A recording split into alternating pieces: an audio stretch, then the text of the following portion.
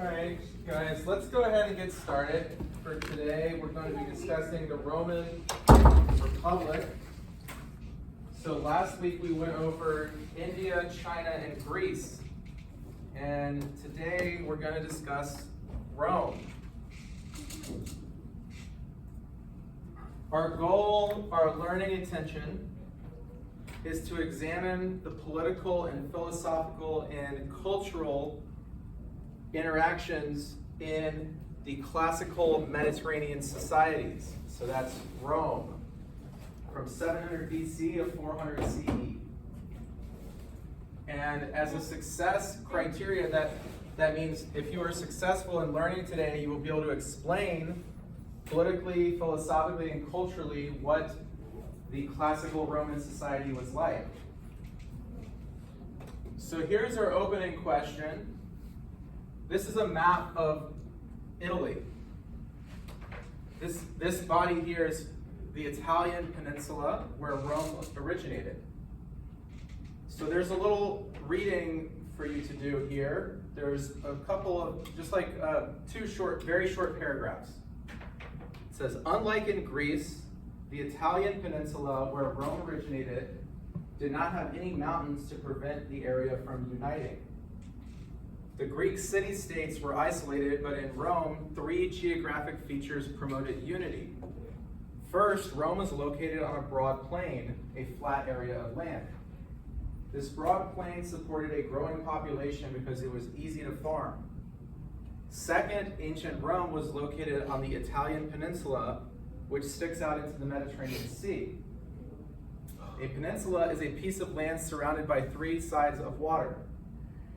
So it's almost an island, but not quite. Rome's location in the Mediterranean Sea made it easier to travel to foreign lands like the sea in North Africa. This allowed them to conquer new territories and develop trade routes. Through these trade routes, Rome came into contact with lots of different people where they traded goods, ideas, and technology. And third, there were two mountain ranges that protected ancient Rome from invasions by the north. So the people in the north, like the British or the Germans or other groups in Europe that they considered barbarians, they did not want them to be invaded, so they had those big mountains. So now that we just went over that history, and you can see here on this map, there is the island that goes way out into the ocean, the peninsula. So can you tell me, for question one, identify one way the geography of Rome was different from the geography of Greece? And two, what geographic factors made it possible for Rome to unite the Italian peninsula? So if you need help answering that, I would suggest looking back at this paragraph we just read together. For question one, right? For question 1 and 2. So, and if we remember geography in Greece, what kind of geography did they have in Greece? Do you guys remember?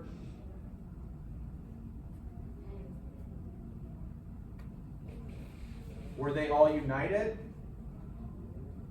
Wait, no. No. They were spread out. Oh, yeah. They were on separate islands. And they also had what that was blocking it from people being able to travel? Big, tall things. Not walls, not man-made things, a giant, tall thing that exists in nature. You'd have to hike up to the top of it. Mountains, yes.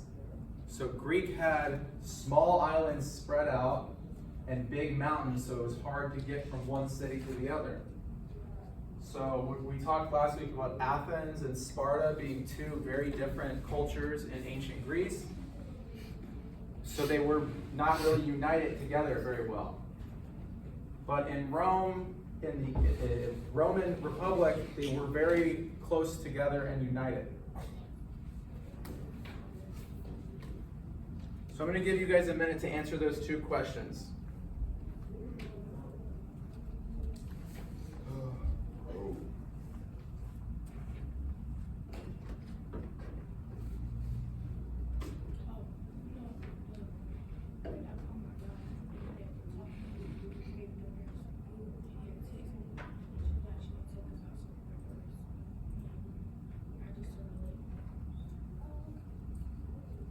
Why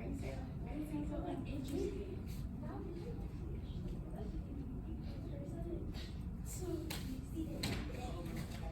She didn't even say that the bar, so she said it's on her door. I know, but if you still gonna see him, you know, yeah, okay, now we can go upstairs. Bye. Yeah, I don't care if I gotta go to the AM college. Bye. Yeah, that's what she said. She was saying, okay, just let me know. Okay, guys.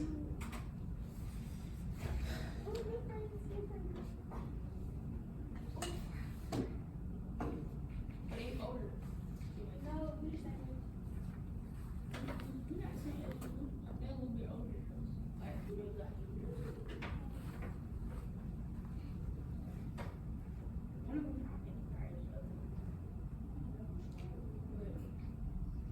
Okay, let's answer these questions. Number one, what is a way that Rome's geography was different than Greece? The location, the peninsula. And number one, I said Rome did not have mountains to prevent the area from uniting. Okay, no mountains, you said? Yeah. Good. Very, very good. So that was what led them to be united.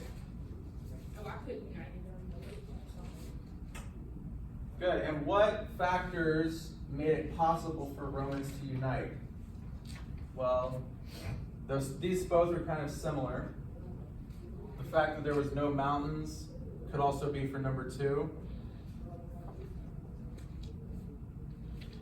And that it was connected to water.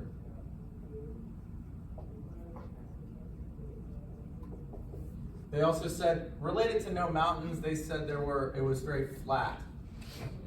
So it was easy for people to build farms and to also travel and trade with each other. So why it's important that we're talking about Rome uniting? Rome ended up becoming the largest empire in the ancient world. So Rome being located where it is a good spot for them to build an empire because they are right out in the Mediterranean Sea. That gives them access to the ocean. They can travel to other continents like Asia and Africa very easily. And they can spread their culture, goods, technology, sharing with other groups. Do you guys remember what we called this when groups spread and share their culture? It's called cultural something. Diaspora. I mean, not diaspora, cultural diffusion. Cultural diffusion, very good. Diaspora is when... They separate, like, Yes. a whole group of religious group. They separate, like, the Jews. Yes, very good. Excellent, excellent, great job. That is a great definition. So cultural diffusion is when the culture spreads out to different groups. And so Rome, very much we're going to learn about how Rome spread its culture and was influenced by other cultures. Didn't China, didn't they have diaspora? Like, Yep. I'm trying to learn about, like, examples. Yeah, example, well, any group that the people live outside of where they were originated from. Yes. So Chinese people, if they live outside of China, they would be part of the diaspora of China.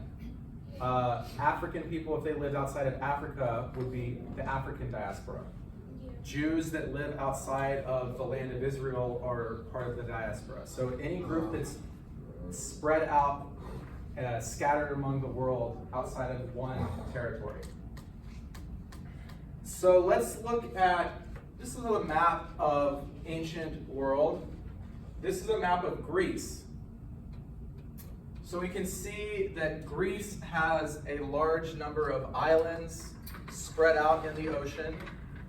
And in Greece, they were not very well united. They had city-states, so that each of these cities was actually acting like it was its own state.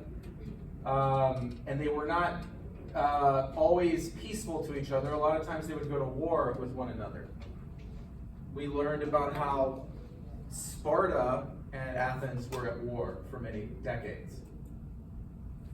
So Rome looks very different. If you look at Rome here, if you look at Italy, it's all pretty much one united territory, whereas Greece had a lot of disconnected islands that were not really able to unite with each other. So as we watch this video about ancient Rome from National Geographic Channel, there are a few questions we're going to answer as we watch. The story of ancient Rome is a story of evolution, of how a civilization's ability to adapt and dominate can lead to its survival for over 1,000 years. Rome began as a small village on central Italy's Tiber River. Okay, so that first question, where did Rome begin? It began in 753 BC.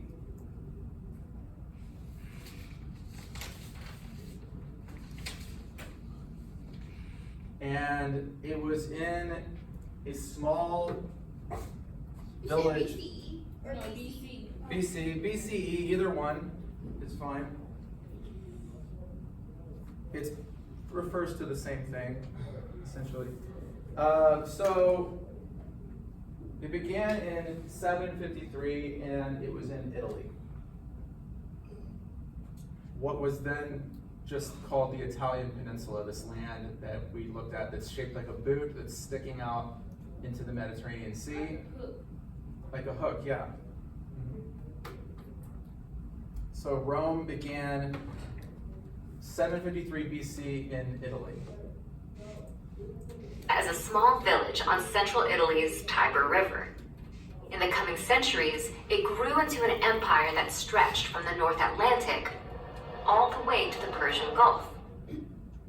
During this transformation, Rome displayed a political, military, and cultural prowess that enabled it to become a superpower and helped shape what would become known as Western civilization. The lifespan of ancient Rome can be divided into three major periods: the regal, the republican, and the imperial. Okay, so we're going to learn about each of these three. So question 2, what are the three major periods in Roman history? So you don't have to write all the dates, but the regal period, the republican, and the imperialist period. And we have this word imperialist that we today would still have imperialism. That refers to an empire. And a republic would refer to like a democracy. So how does a country go from being a democracy to becoming an empire that goes and conquers the rest of the world? It's a question that we're going to discuss in this class over the next 2 days. We're going to look at Rome. First, today we're going to look at how Rome wasn't a republic, where it was a democracy, and then we're going to look at how Rome became an empire. A country that conquered the whole rest of the known world at that time. And the imperial. During the regal period, Rome was monarchical and ruled by a succession of about 7 kings. Rome's first king, according to legend, was a man named Romulus. He and his twin brother Remus are said to have founded Rome in 753 BC. In 509 BC, Rome adopted a republican system of governance in which the state was primarily ruled by 2 annually elected representatives called praetors, who were later called consuls. One of them became a famous general and dictator, Julius Caesar. Julius. The imperial period followed. It was characterized by the rise of the Roman Empire and notorious leaders such as Octavian, Rome's first emperor, who ushered in an era of peace, and Nero, who, some scholars believe, was Rome's cruelest emperor. So Rome actually went from three different, it had first monarchy, then democracy, and then empire. So a lot of different types of political systems existed in Rome at that time. So that, for question 2, that was the 3 types of government. So monarchy, what is a monarchy? What kind of leader do they have? A king. King and queen, yeah. They are ruled by king and queen who pass on the ruling class by birth. They have prince and princesses, and then each generation is still the ruler. You're not voted on. And then they had a republic where they vote on their leader. And then the republic fell into an empire where they had emperors who were dictators who had power to take over and rule over their own empire.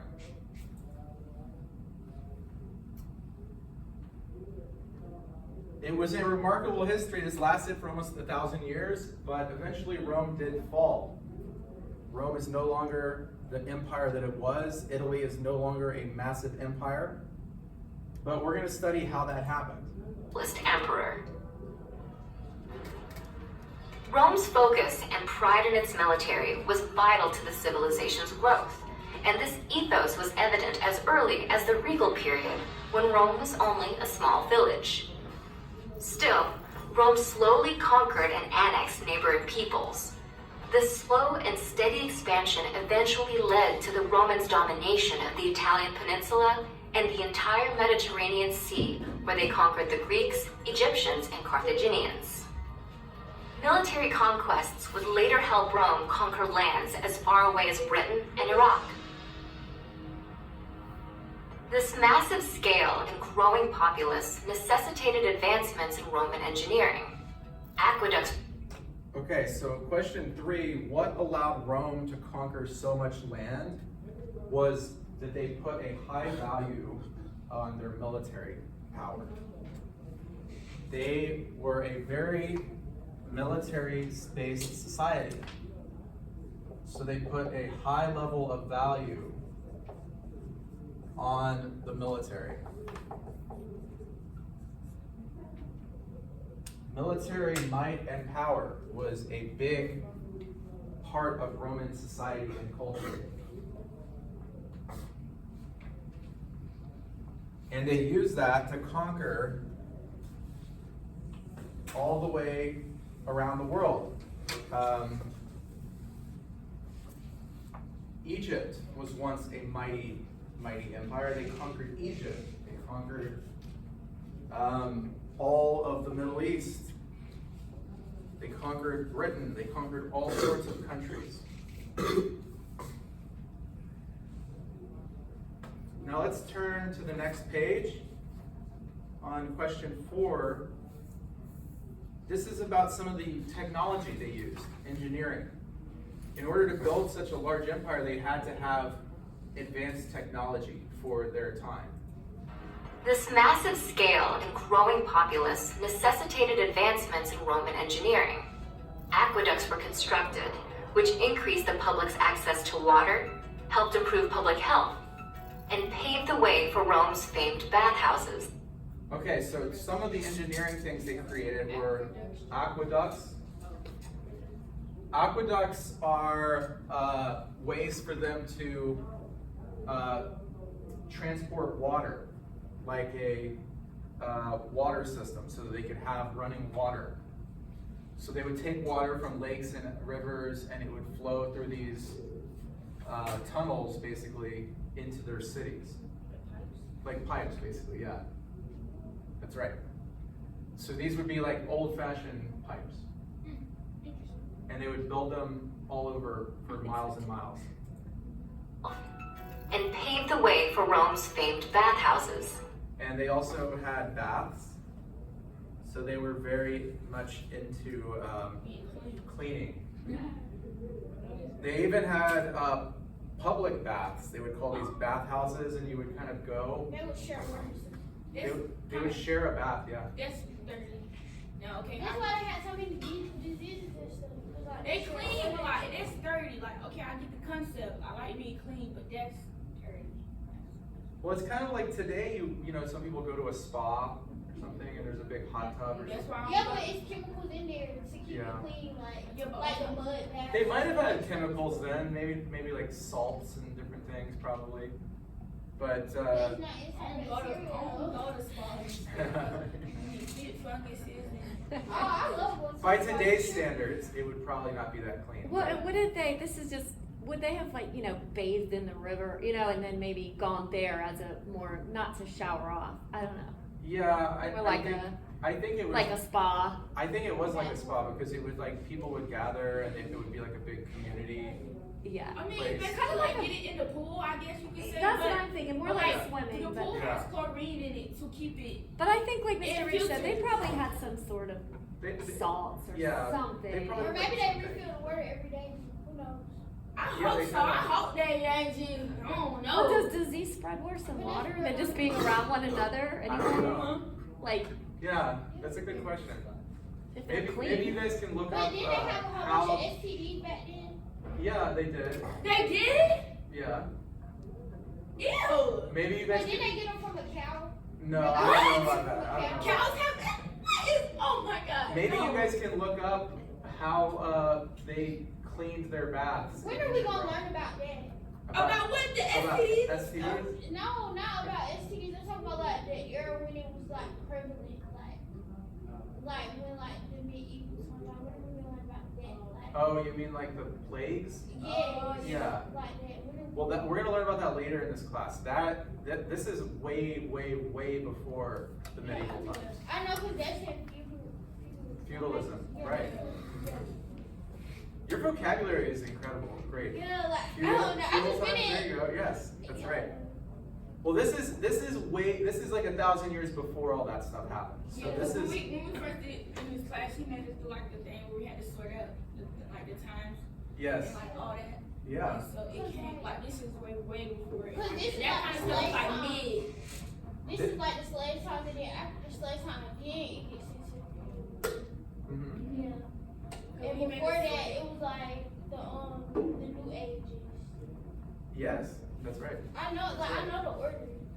Yeah, you're right. And this time is when you're talking about medieval times, that was after the Roman Empire collapsed. So this is the classical. They call it the ancient world or the classical world. Yeah. And during medieval times, life was actually probably a lot worse than it was during ancient Rome. Yeah, because everybody was poor. Everybody got poor. It was considered what people call the Dark Ages. Sorry. Yes. Can we not still go to the bathroom? We will have to have a break in a little bit as a class. Okay, let's continue Y'all are watching. asking great But questions. yeah, these are great questions. I don't even know the I answer love to this. history. I'm gonna look up the bath thing because Like, I'm I kind like of curious. history, but I like black history, and that's our money. Period. I Okay, like period. history and I like science. Science and history. Sciences, I love chemistry. literature. As in chemistry? You took chemistry, right? No, I took earth systems. I didn't take chemistry. Okay, let's continue, guys. We're gonna see what else they have to say about the engineering and the science, because this is science stuff. This is how they build these things back then. Paved the way for Rome's famed bathhouses. A 50,000-mile-long road system was built as well. While made originally for the military, it facilitated the movement of people and ideas throughout the empire. So yeah, so another thing, they built the aqueducts, baths, and 50,000 miles of roads. So roads all over from Europe to the Middle East to Asia to Northern Africa. They had technology. Yeah, they were using engineering and science and technology to build these roads. This transmission of ideas and increased contact with diverse cultures also enabled other aspects of Roman culture to evolve.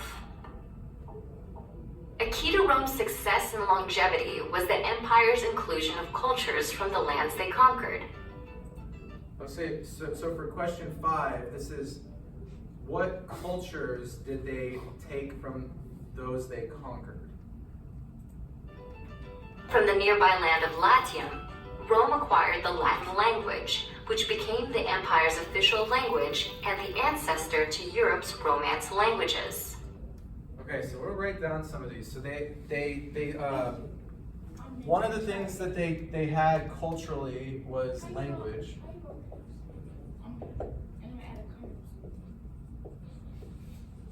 So Latin is the language they spoke in the Roman Empire, and Latin is the language that Spanish came from, French, Italian, Portuguese, and Romanian. So Latin is today no longer spoken, but Latin is what led to tons of other languages, like Spanish, one of the most common languages in the world, came from Latin. Romans also adopted cultural aspects from the ancient state of Etruria, including their religion, alphabet, and the spectacle of gladiator combat. Okay, so some other things culturally they had: the religion, the Roman gods and goddesses, and the gladiators, which were these big fighting spectacles where they would battle, and it would be kind of like now you go to the stadium to watch the UGA football game, but back then you'd go to the stadium to watch the gladiators fight each other. Oh, you know they still have a place like kind of like this. Like you can go down, like eat, and watch them like. I forgot what it's called. Talking about medieval times. Yeah. He just said the name of it. Yeah, medieval times is, again, that would be like after these kind of fights. That would be like, It's the same concept. yes, it's the same concept. So that would be like knights in shining armor type fighting. These guys were probably even more violent. I would imagine they would, if you were a gladiator, your goal would be to like basically fight to the death. And Yes. you would kill someone in that battle. It's like today when you watch a boxing match or a wrestling match, they don't kill each other. They have to Yeah, I pin the wish other it was one, killing. knock someone out or pin them down. But these were like, you're gonna fight to the death. Do you ever see those wrestling matches where they be getting glass and they be throwing it over each other? I No, you know. know it just Yeah. but you know it be fake glass like Yeah, that's be probably scripted, great. like it's actually candy, like the glass they make it out of candy. Oh. It's edible. Cause I seen one where he picked up a toilet and threw it over his back. Yeah, those be literally like fake and he pop. A lot of that stuff is theatrical for effect. Like It's the not glass, real. I wanted to see how to like make it and I looked it up and you can make it at home. with Yeah. sugars. All right, let's continue. However, no other civilization influenced the Romans as much as the ancient Greeks. Okay, so for question 6, who influenced Rome the most was Greece. Wow. Well, Rome took a lot of ideas from Greece, their philosophy and their religion. Like the Roman gods and goddesses were mostly, they just took all the Greek gods and goddesses and changed them to have Roman names. Do we get to learn about Greek mythology more? We can, yeah. When is we gonna learn about the princes and the princesses? That's what I was. When we get to like medieval times. Their influence was probably No. Yeah. most apparent in Rome's art and architecture. Upper-class Romans commissioned paintings and sculptures to imitate Greek art. Greek architectural styles, such as columns, were implemented in Roman structures, such as the Pantheon and Colosseum. One cultural shift in particular that resonated throughout the empire was the rise of Christianity. Originating in the Middle East, the religion found a strong advocate in Constantine I, the first Roman emperor to convert to Christianity.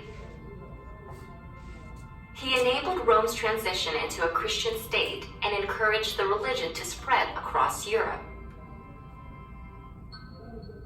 By the 4th century, after a lifespan of over a millennium, the Roman Empire declined. Factors including political corruption, economic crises, and class conflict led to the empire's decay from within, while invasions and other military threats caused it to break down from outside.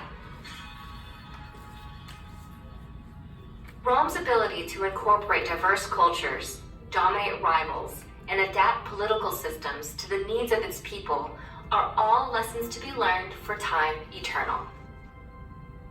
Religion to strong advocate in Constantine I, originating in the... Okay, so the big change that happened in Rome, and we could say in the entire world history, was the rise of Christianity.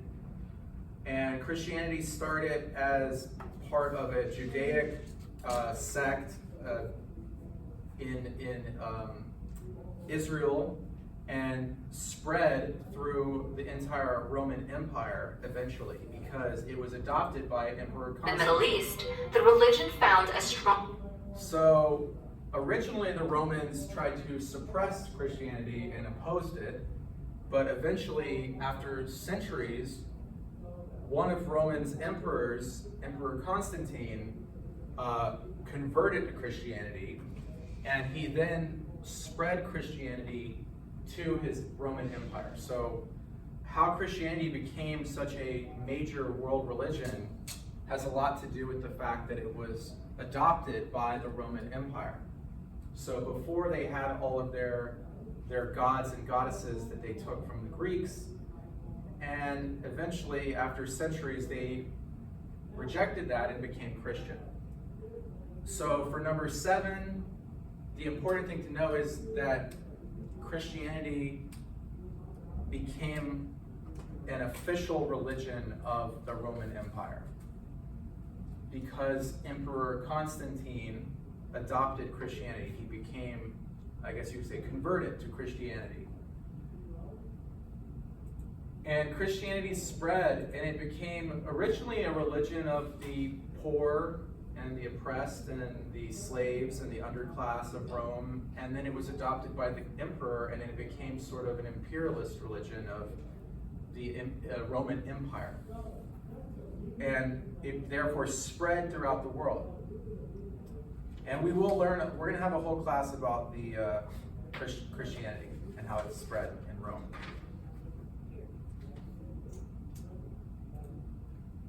So that video is a good 5-minute history of Rome.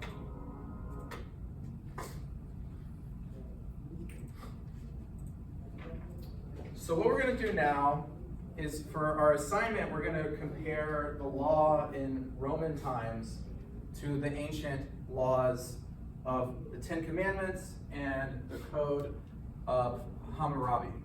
That we studied both of those before.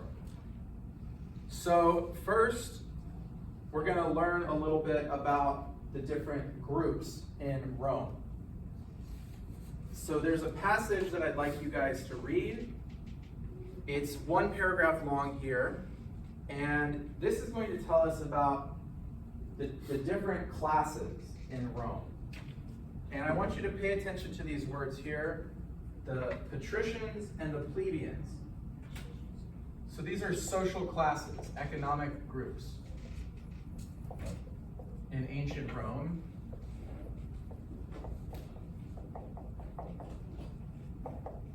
There are the patricians and the plebeians. So as you read, I want you to define who those two groups were. And then we're going to discuss the 12 tables, which is, the 12 tables is basically similar to like the Code of Hammurabi or the Ten Commandments or the commandments in the Bible. It is the name for the Roman legal code, their legal system. So this first paragraph, I want you to read that, and these questions here. Who were the patricians? Who were the plebeians? When were the 12 tables written, and where were they located? So I'll give you guys a few minutes to answer those and work on those independently. And then we'll discuss it as a class.